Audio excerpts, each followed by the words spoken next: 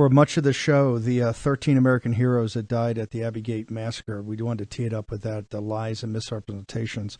I've got Jason Jones, who's did incredible work in Afghanistan at the time, and also has been part of the Vulnerable Persons Project to support Christian families in Afghanistan since then. I've also got Frank Gaffney going to go through all this, and Frank's going to give us some of his first thoughts on this horrific the affidavit, this joke that was put out today about the ransacking and raid in Mar-a-Lago. Let's go to Jason Jones first. Jason, thank you for joining us by phone. Really appreciate it. We just played it right there so you and Frank could refresh your memories of the lies and misrepresentations, the incompetence. And I mean, some people argued, hey, they almost had to be in cahoots with the CCP and the Taliban because this was so horrific. It's a year ago today that the 13 heroes died. We just played all the tee up for that of how they jammed these guys up by agreeing to the 31st, and they had this kind of cocky arrogance. It was all going to go fine. Jason Jones, tell us about that time. You were there. You were on the show all the time. You had direct contact with it in Afghanistan and helping people get out. What happened? Well, Steve, first of all, the Vulnerable People Project is still in Afghanistan. We evacuated people this week. We have never left. We're caring for the widows and orphans of our Afghan partners who were murdered because of our ham-fisted abandonment of the people of Afghanistan. So we haven't left, and the U.S. government turned the lights out in Afghanistan, but we're keeping the light on. Listening to that clip that you just played is infuriating, especially in light of what we've just been revealed in the past 24 hours, that the CIA had eyes on the terrorists that detonated the bomb that killed 12 Marines and a Navy corpsman. 170 Afghans were killed and thousands were injured. And as you know, I was on your show then, and thank God for Steve Bannon and the War Room Posse. I was on your show at the time showing footage of the hell that was outside of the gates of the airport.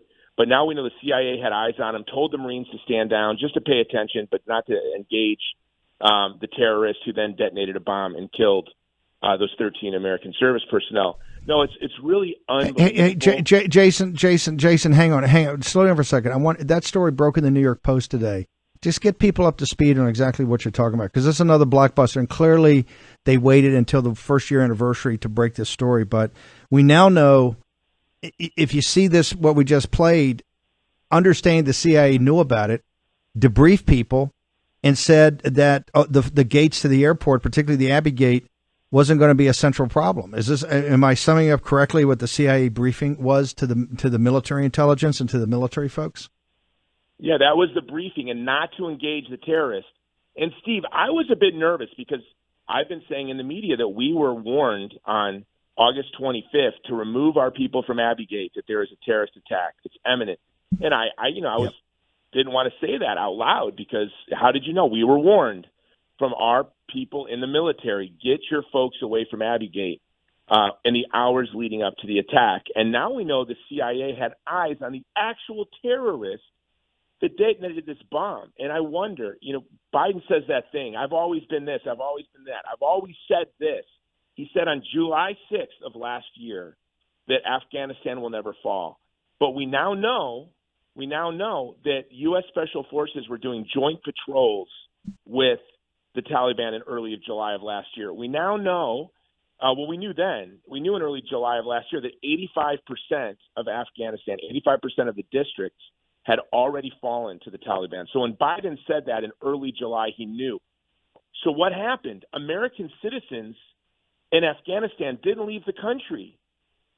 And we were evacuating U.S. citizens until Christmas of last year that the U.S. government claimed did not exist. And we got our last we got our last American citizen out of Afghanistan around Christmas of last year. So how many American citizens died? Because they listened to the President of the United States. They trusted the President of the United States that Afghanistan wouldn't fall, when 85% of the districts had already fallen.